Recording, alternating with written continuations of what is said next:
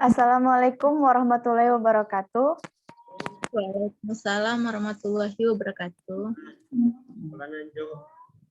Kami dari Prodi Pendidikan Bahasa Inggris. Nama saya Novita Andini, NPM 2020-1224-016, dan dua rekan saya. Anissa Mahfira 2012-24-013. Saya Dayani Rwana Putri, NPM 2012-24-008.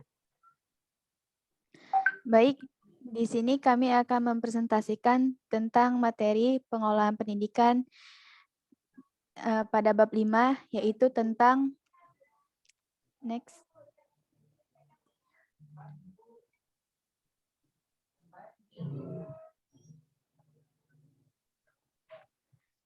tentang pengolahan kurikulum.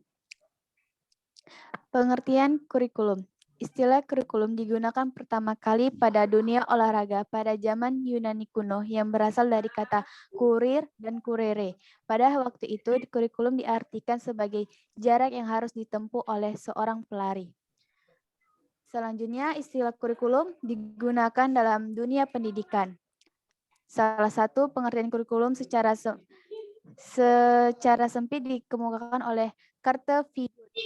Bahwa pengertian kurikulum merupakan pengertian yang sempit dan tradisional. Kurikulum sekedar memuat dan membatasi pada sejumlah mata pelajaran yang diberikan guru atau sekolah kepada peserta didik guna mendapatkan ijazah atau sertifikat.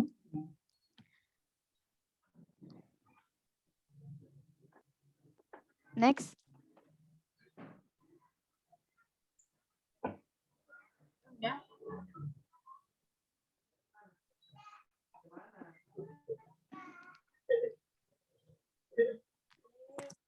Next slide.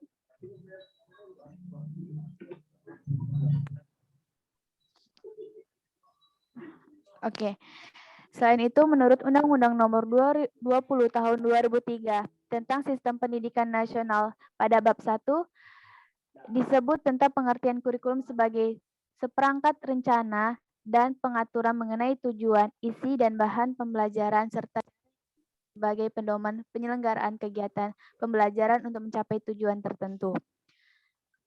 Selain itu juga ada menurut Nana Sudjana yang mengartikan kurikulum sebagai program dan pengalaman belajar serta hasil-hasil belajar yang diharapkan.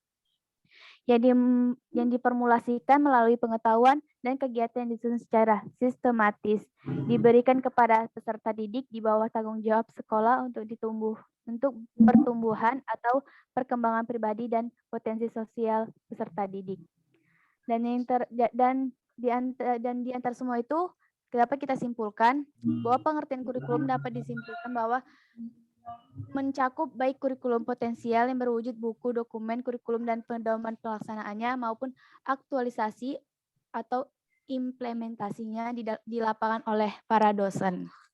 Selanjutnya akan dijabarkan oleh Anissa Mahfira. Terima kasih Novita Andini. Saya Anissa Mahfira akan melanjutkan tentang pengertian pengolahan. Pengolahan merupakan kegiatan engineer, yaitu kegiatan to produce, to implement, and to apply the effectiveness of the curriculum. Pengolahan juga diartikan sebagai upaya menata sumber daya agar organisasi terwujud secara produktif. Pengertian pengolahan kurikulum, pengolahan kurikulum berkaitan dengan pengolahan pengalaman belajar yang produktivitas belajar bagi siswa. Pengolahan kurikulum harus diarahkan agar proses pembelajaran berjalan dengan baik. Dengan tolak ukur pencapaian tujuan oleh siswa agar tujuan pendidikan dapat tercapai. Ruang lingkup pengolahan kurikulum, perencanaan kurikulum. Perencanaan kurikulum adalah perencanaan kesempatan belajar yang bertujuan untuk membina peserta didik ke arah perubahan tingkah laku yang diinginkan.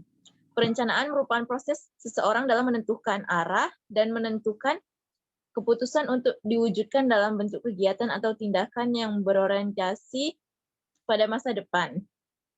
Prinsip-prinsip perencanaan kurikulum yaitu ada perencanaan kurikulum berkenan dengan pengalaman-pengalaman para siswa. Perencanaan kurikulum dibuat berdasarkan berbagai keputusan tentang konten dan proses. Perencanaan kurikulum mengandung keputusan-keputusan tentang berbagai isu yang aktual.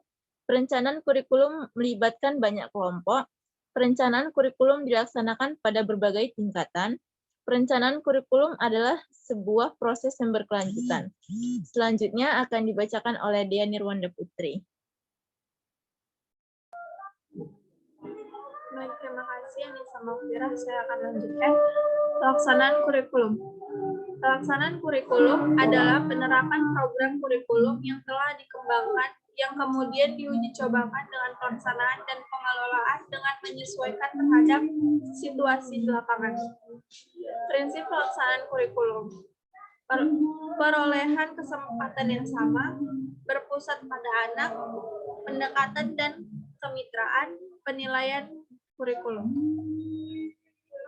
Penilaian kurikulum. Penilaian kurikulum adalah proses pembuatan pertimbangan berdasarkan kriteria yang disepakati dan dapat dipertanggungjawabkan untuk membuat keputusan yang mengenai suatu kurikulum. Prinsip penilaian kurikulum.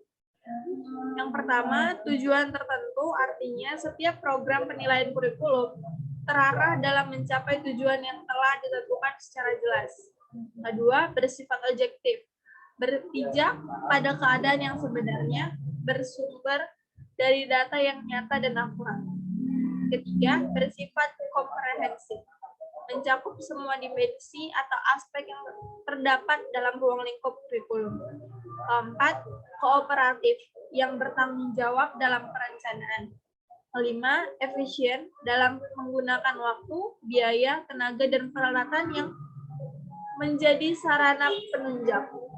Dan yang terakhir, berkesinambungan.